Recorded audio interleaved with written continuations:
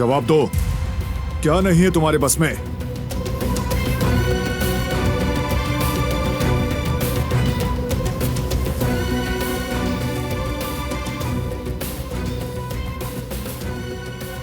क्या पूछ रहा हूं मैं? ऐसा क्या है जो तुम्हारे लिए मुमकिन नहीं है?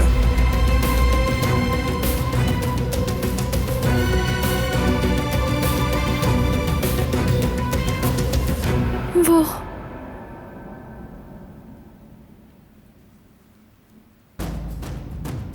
अगर तुम मेरा कहना मानती रही तो किसी को कुछ नहीं होगा, लेकिन अगर नहीं माना तो पहले तुम्हारा शौहर बारान कारा भी और फिर तुम्हारा पूरा खानदान खत्म कर दूंगी।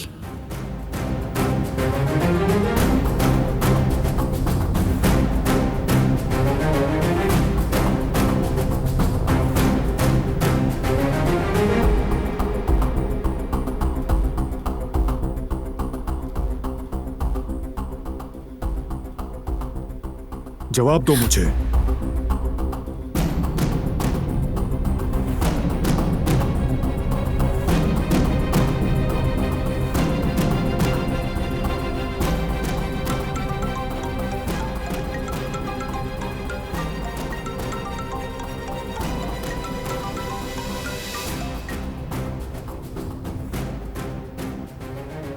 मैं हूं सबीहा।